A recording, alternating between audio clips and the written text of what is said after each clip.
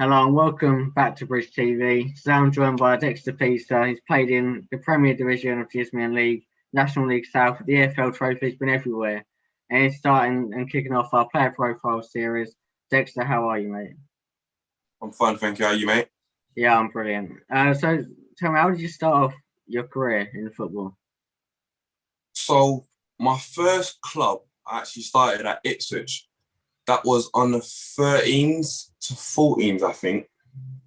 So that was actually my first league club. Was there for a year.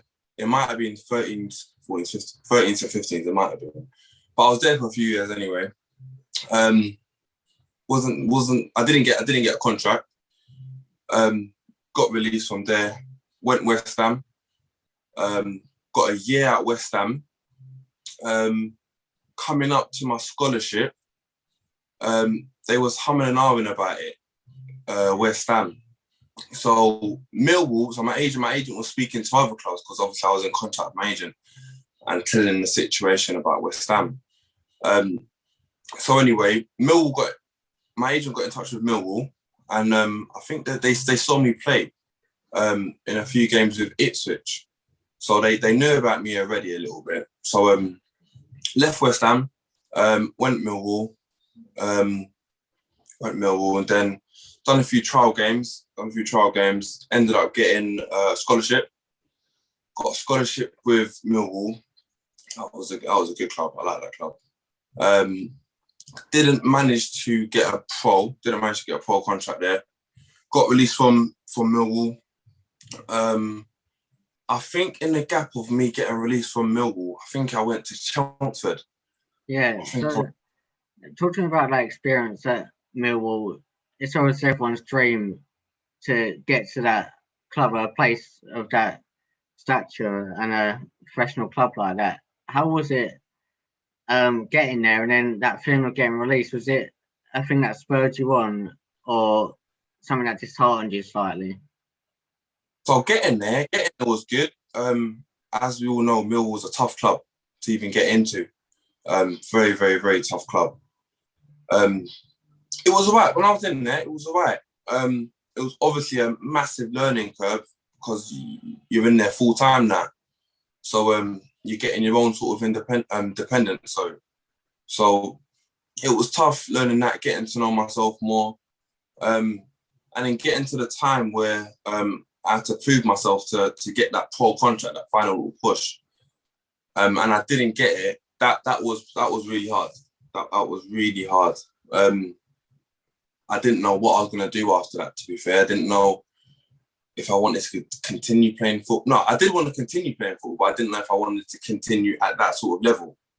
Yeah. So yeah, man, no, that wasn't easy at all. My parents sort of helped me push me to keep going at that sort of level with other teams. So my dad in particular, he had a big impact in that sort of way. But as a confidence, it knocked my confidence a lot. You managed to bounce back at Chelmsford City afterwards. Talk about that experience. What league was you playing in there? I believe it was playing in the National League. Yeah, Chelmsford, that was my first little experience of non-league, I think. Yeah, it was my first little experience of non-league. Chelmsford was good. Chelmsford was good. It was a good setup, good club, good group of boys at the time. I played left back there most of my time that I was there, which I'm not a left back. You must have been the tallest left back in the league. What's that? You must have been the tallest left back in the league. Mate, I was the slowest left back in the league, I'll tell you that.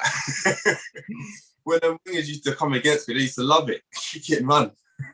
But Chelmsford was good. It was good. It was definitely a different level with playing scholarship football and then going out of that and then playing men's football.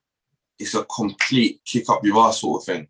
Because you're playing with men. You're playing with people that rely on that wage to pay for certain bills in their household. And if you're not playing that part, then make it known. I mean, scholarship football, you can get away with that a little bit because we're total boys. But now you're in a total different environment playing with men. So it was a big change up. Don't get me wrong, I loved it. A lot. I like playing non-league a lot. But it was a confidence booster. It was a confidence booster, definitely playing at Chelmsford. And I did get my confidence back there. I got known. I got, you can say, scouted twice by Colchester playing for Chelmsford. So it's probably one of the most important moves you could have made to Chelmsford to get that confidence back, because you did in fact get up at Colchester in 2016, where you made your debut in the EFL Trophy against Crawley Town. I've got here. That experience to play for a club like Colchester, make your first team debut, was it a mix of excitement and nerves? Like, you've bounced back, you've got there again, and then you're like, okay, this is my time. I've got a big performance to go here. Was you playing centre back then as well? Yeah. So I was playing centre back, and I was I got into the squad a few times before obviously getting my opportunity to play first team. I got into the squad quite a few times actually. I trained with them quite a few times the first team. So even training with the first team and getting the squad, that in itself is a confidence booster, because you feel like you're getting close. You're getting close up playing for the first team and making your debut. But nah, that was a massive confidence booster. When I actually made my debut and I came on, I kind of remember it. So obviously traveling to the game with the first team lot. It was, to be fair, I didn't feel out of place traveling with the boys, because I was always the laughing, joking one anyway. So I used to speak to the first team a lot. So I didn't really feel out of place when I was traveling with them. It felt kind of normal, to be fair with you. So in the change room, obviously done a warm up first team, and then we got back to get our gear on, and then the manager said to me, "This could be the game that you get your opportunity." And I was like, "It could be." And he said, "If you manage to get out there, just go and express yourself. Don't do any silly things. Just play you." And I managed to get my chance. I didn't get long. Managed to get a chance, and I thought I done all right. Yeah, I think that's key for all young players when making their debuts. It seems they always get told, just do the simple stuff right on your first game and on to the next game, and you should be all right. That's what all the stories I've heard from pro players. That's what they get told. Nothing fancy. You see some players, they have a shot, and they'll try and score a debut goal, but it's more a case of stick to the simple stuff, do not mess up, and then just enjoy it. Step up in level. You obviously went from Chelmsford to Colchester. Was there a lot of difference in the style of play? Because there's obviously a stereotype in non-league days. It's more rough than the professional level. Was that the case, or was it quite similar? Leaving Chelmsford and playing first team Colchester, it wasn't a massive difference, to be completely honest with you. Just the quality might have been a bit better. The quality of certain ball players, might have been the same. But it wasn't too much. It wasn't too much, to be fair to you. But it was better. It was better, but it wasn't too much. Obviously, more fans, better pitch, and just a bit of fitness levels are a bit different. Yeah. But from them things, there's not too much in it with them, to be honest with you, right? Another big learning curve as well. And you were forced to bounce back again. In 2017, at Concord this time after Colchester. But before I move on to that, at Colchester, was there only a time when you was almost starstruck by certain players, like because you grow up and you get into the first team? Or was it like you said, everyone was mates with each other? you felt like you belonged there and you mixed in well? Starstruck. Starstruck. I wouldn't say I was starstruck. Again, it felt kind of normal for me to be involved in it, only because I was with them a lot. Remember, their change room is only about 10-second walk from the 23 change room. So, and we all have dinner together. Breakfast and lunch together. And a lot of my friends still now play for the first team. So I was always with them. I was always with them. So I wouldn't say I felt starstruck, but I definitely looked up to a lot of people that was playing regular first team at the time. I would say that, mate. Was there any players in training you maybe thought, okay, I wouldn't fancy them 1v1? I think, you'd avoid them just in case. There was, to be fair to you. Yeah, there was. Do you want me to name them? Yeah, go on. Find some names.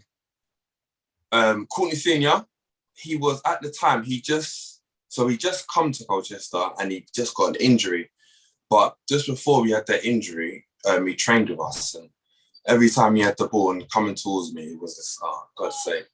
I was scratching my head, and it was him. Who else was there?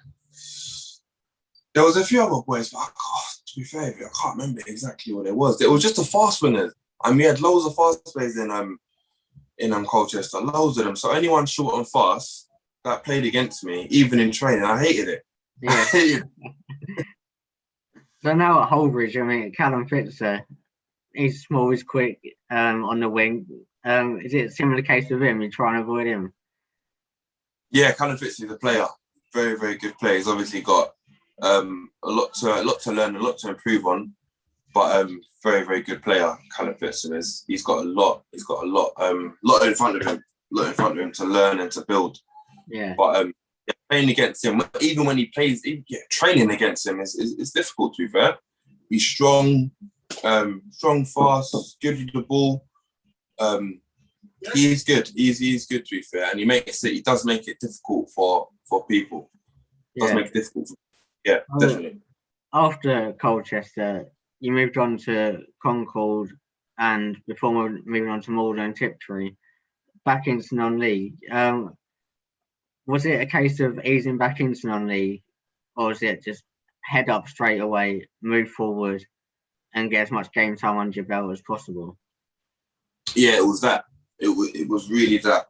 I wanted to. It was just play and get game time. Don't go off it. Don't have the mindset of I need to go back into academy. I need to keep on that same level. It just was the mindset of I need to keep playing football. At a game. At decent level, sorry. Just about enjoying the game, I guess. Yeah, no, definitely. I mean, it's hard to still have that mindset of I want to enjoy the game, obviously, just after leaving Colchester. But yeah, man, you gotta have a strong mindset, and definitely got to have good people around you.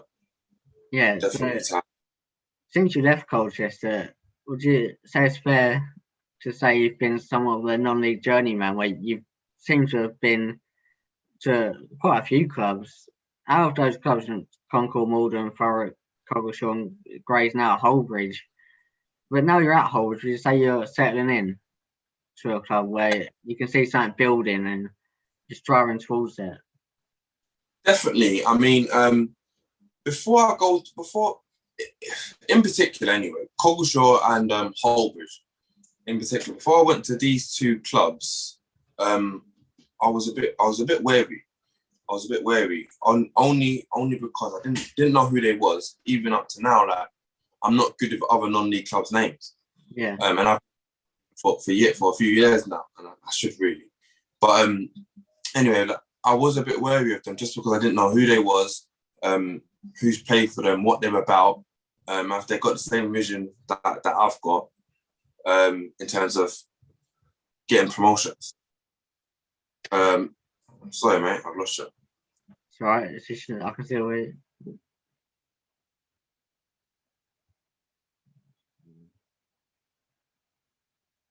you. So you're talking about your time now coming to Hullbridge. You've obviously got that experience under your belt already. Do you feel it's crucial that you add that to the team, and that's what you bring to the table, as well as your talent at the back, forming partnerships and making sure the club progresses? So is that experience the most important part that you bring to the table? Definitely. I mean, also everyone's got their own journey, and everyone brings different experience to the tables. But I think definitely my experience helps. There's boys in the team that haven't played as high as I've played. I told you to.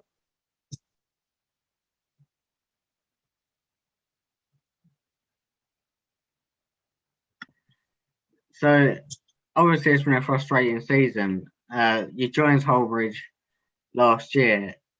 You're like, okay, right, let's play some football. League starts, the league pauses, and now the league has stopped. During that time, has it been the most frustrating period of your career? Would you say? Definitely. I would agree with that. Yeah. Reason being is because we was as a club, we were starting to gel with each other, the boys. I mean, it's always different in non-league. You're always getting new faces in and new faces out.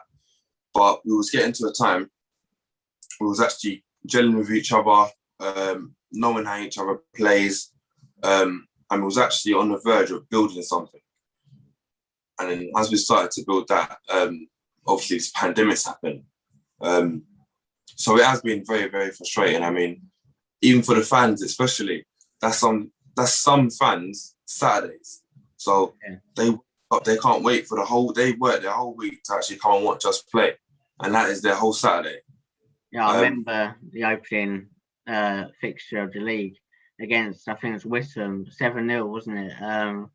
It just goes to show how good of a team that Darren and James have got together this season. And it's just a case of looking forward to next season now. And fingers crossed it can all go back to how it's meant to be in football, just playing week in, week out. Yeah. I mean, this is a massive kick up the arse for a lot of people. But yeah, man, Darren and James, hopefully we don't lose. Hopefully we get the same boys. Hopefully everyone comes back and no one leaves or goes elsewhere. But yeah, what Darren and James had in plans for us, very good, very, very good. And that's another thing that made me come to Hullbridge as well. Me and Darren especially, not to say me and James, but me and Darren especially, we talked a lot prior to me coming to Hullbridge, and just a nice genuine guy. And that had a massive effect on me actually coming to Hullbridge. Yeah, just often talking about the Hullbridge family. You've seen players come back that were in the title-winning team. Courtney Homans has come back. It's very much that family feel of the club, isn't it? Even from my point of view, it feels, even as part of the media team, you're part of this family. Hopefully, we'll all be back at the road soon enough, starting a new season. Yeah, we need to be back, man. It's been ages. It's been, you could almost say it's been too long actually. We need to be back in. We need to be back training. There needs to be Saturday football in non-league, especially. We need to get some normality back in football and in obviously normal day of anyone's living. But yeah, no, 100%. We need to be back in. Was it a case of, so from my understanding, the way the league handled it was the Hullbridge were branded under the non-elite level, so that's why the season was paused. But then those in the FA Trophy continued, and it never really seemed to be a proper communication to everyone what was actually going to happen. From a player's perspective, do you think it could have been handled slightly better, or was it just no other option? They just had to go with the flow and just cancel everything. I'm not too sure, mate. They obviously done it because they probably thought it felt that way was the best way for them to do it. I'd like to think if there was another better way for them to do it, they would have done it that way. But I mean, they've obviously done it for a reason, and we just got to go with the reason that they've done it for, mate. Really and truly. Yeah, and again, it just spurs you on to for next season. Sort of makes you realise how much you appreciate the game. And go again. Yeah, 100%, without a doubt. Without a doubt, I'm doing my nutting, just not playing football on the Saturdays, Tuesdays. I mean, I'll be lying if I said I miss Tuesday night games. But nah, Saturdays in particular, playing football with the boys, Tuesday training, Thursdays. I miss it all, to be fair. I do miss it all. It's nice being off, spending time with my family, my missus, all that sort of stuff. But you miss football, man. Playing it all your life, and genuinely loving the game. Yeah, man, it does have an effect on you as a person, 100%. Yeah, well, I spoke to Darren last year. We both sort of agreed. It was like when you're training, it's like you're studying for a test that's not going to happen. When you're trying to keep fit, there's no end goal. Has it been difficult to keep up that fitness during the lockdown? Yeah, no, it has been, to be fair. It has been. I've been keeping fit, but it is difficult. It is difficult. I mean, you can only do so many road running. You can only do so many one-to-one training without thinking, what's the end goal of me doing this for? I don't know when football back, so I could be doing this. I know it's for my own sake, but at the end of anything you do, you want to have a goal. You do want to have a goal. So I am doing it, but again, it's been a bit of a struggle. Has been a bit of a struggle. Not only because not knowing when's football back in, when Hullbridge is back in, when our game's going to be allowed, when there's even training going to be allowed. So it is a struggle, but it's not just me. I think a lot of people in non-league are in the same boat as me, so I can't say I can play, mate. Yeah. So moving on to slightly more fun questions now. So we've gone through your career, the clubs you've played for, levels you've played at. So out of all those clubs and all that levels, who's the best player you've played with, would you say? Best player? Oh, gosh. Best player I've played with? That's a very, very, very good question. Best player. Can it be anyone? Anyone, yeah. Best player I've played with. Oh, mate. Do you know what? I'm gonna go for a centre-back partner I've played with. George Fowler. I'll go for George Fowler. Yeah. Well, if he's listening, he'll be pleased to hear that.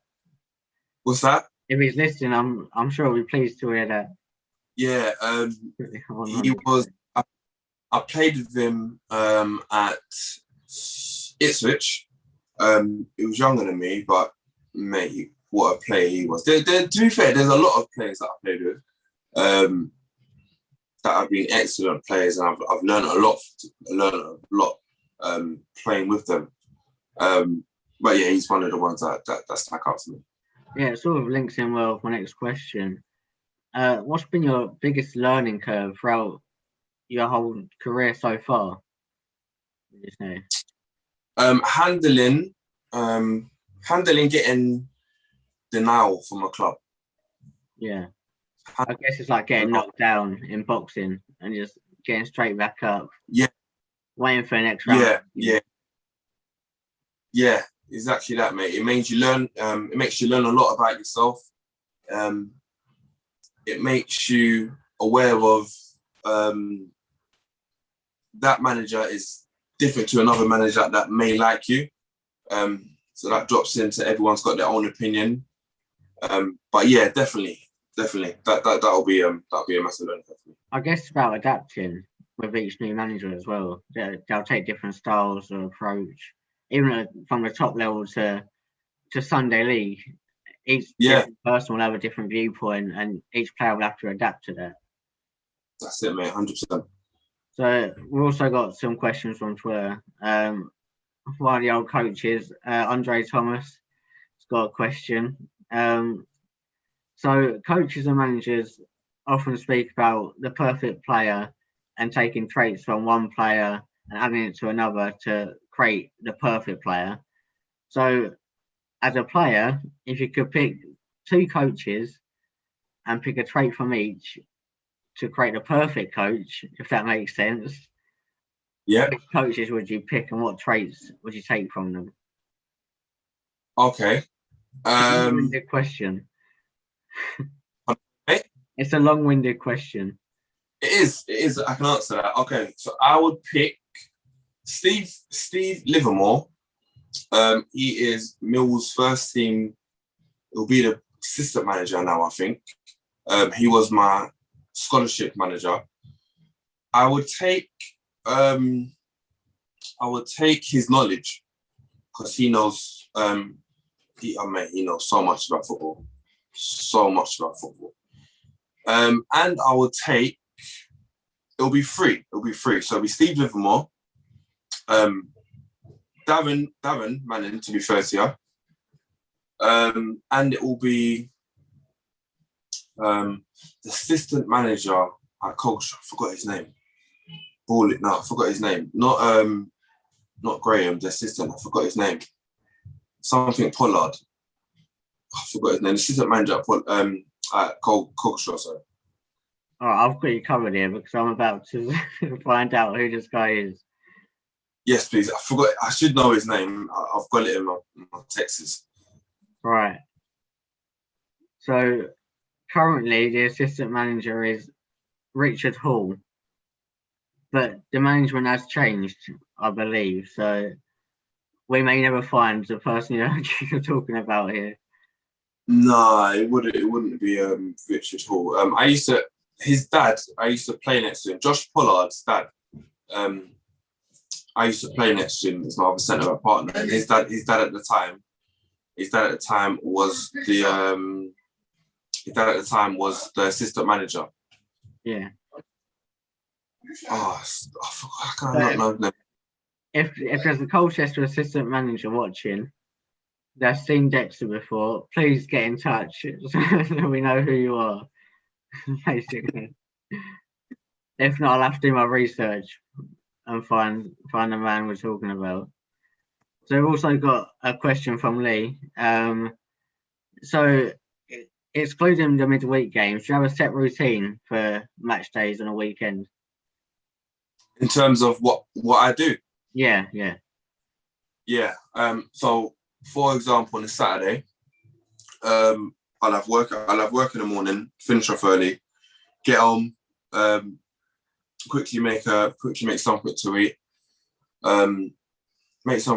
jump in the shower, go and take a walk, just down the road, just to clear my head, sorry, get a bit of fresh air, come back, obviously drive in the car, vibe, listen to my music, get myself in the mood.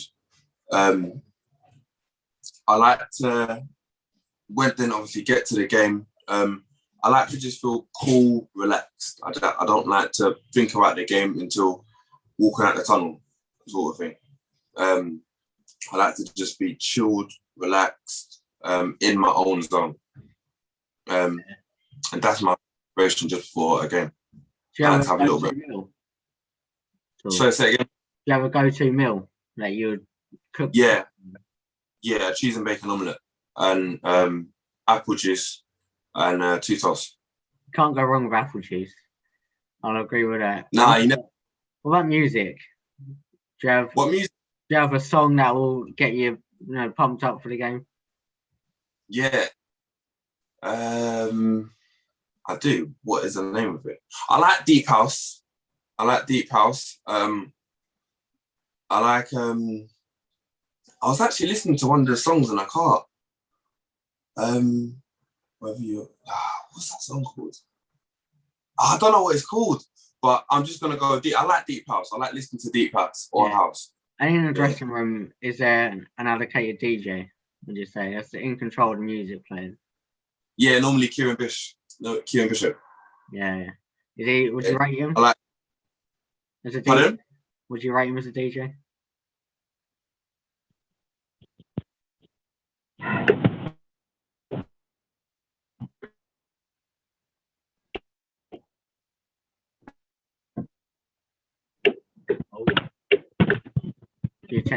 We had a few technical difficulties there.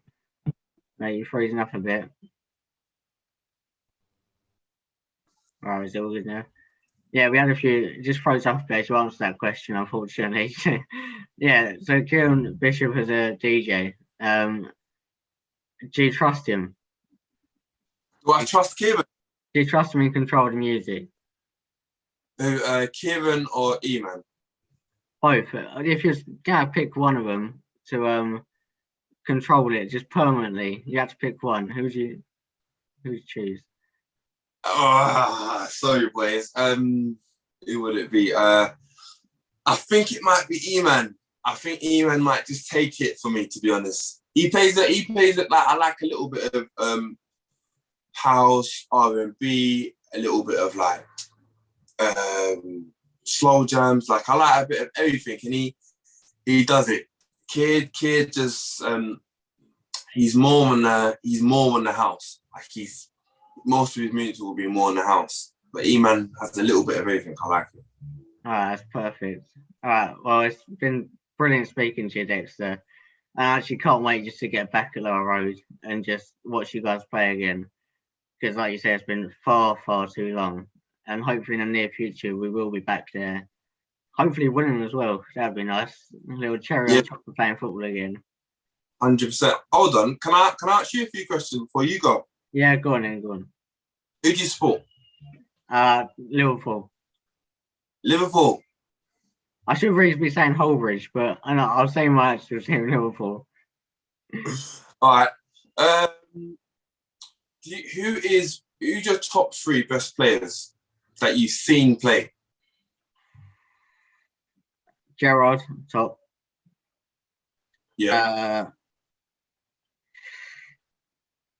Virgil van Dijk. Yeah. Probably. No, Luis Suarez second. Incredible. And just because his current squad of players is probably the best team I've seen for Liverpool, Virgil van Dijk. Good choice. I like. We got a midfielder, we got a defender, we got a forward in there. No, it's good for me. I like that. Do you have a team other than Hullbridge, of course? I support Arsenal. Oh, that's it. Tell you what, 3rd of April, it's Arsenal-Liverpool. I know, and that would be good time. There's going to be tense. International break's been kind to me. I got one more question for you. No, go on in. What do you love about Hullbridge since you've been there? Well, since I've been here, actually, right. So I played for Hullbridge when I was like 14 and 15. And as soon as I remember, I was proper nervous as one of my first games and just meeting everyone. And that family feel was right there. I felt like I belonged as soon as I arrived. Then similarly, when I started the media work, start of the season, as soon as I arrived, it was like I was just part of the family. And everyone's so welcoming and so nice. You can just chat to anyone. And I've never really had that with any other club. It's crazy. Darren and James, Jay as well, all of them, everyone at the club has been just incredible. So you probably couldn't ask for better as a media guy for it to be like that. So yeah, it's been brilliant. That's nice to hear. I like that. That's nice to hear, man. That's why I can't wait to get back. Hold on. Sorry, I got one more question actually. Sorry. I'm putting you on the spot a little bit. Right, go on. Who's one of the players for Hullbridge at the minute? Or I'll give you 3. I give you the pick of 3. Right, okay. I like Callum Pitzer. because whenever you Yeah. get the ball, I just feel like something's going to happen. It will take it past players. It will take players on. You know what? The centre-back pairing of you and Perry, start of the season, I believe it was. I remember one of the games, both of you just turned into prime Steven Gerrard. You were pinging long balls down the line. I was watching, like, hold on a minute here, but I like E-Man in midfield, so I'll go with Callum Fitzer, go with E-Man, because I always hear him on the pitch. You can never miss E-Man. And you know what? I'll do the courtesy, Dexter, since you're here, and you can take the third place. You can take the bronze medal. Thank you, mate. I'll take that. Just for your long balls. Cheers, mate. Bro. It's been a pleasure, mate. Always, mate. Thank you. Thank you again. Right. Cheers. No worries, bro. See you soon.